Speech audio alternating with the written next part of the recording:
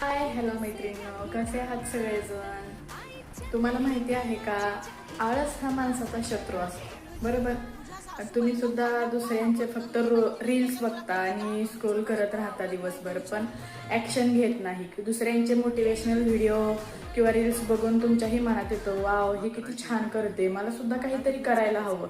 पण तात्पुरता तुम्ही विचार करता आणि ती रील किंवा पोस्ट व्हिडिओ तुम्ही डायरेक्टली वरती स्किप करून टाकता, पण ॲक्शन घेत नाही. जोपर्यंत तुम्ही ॲक्शन घेणार नाही तोपर्यंत तुमच्या लाईफमध्ये चेंजेस होणार नाहीत.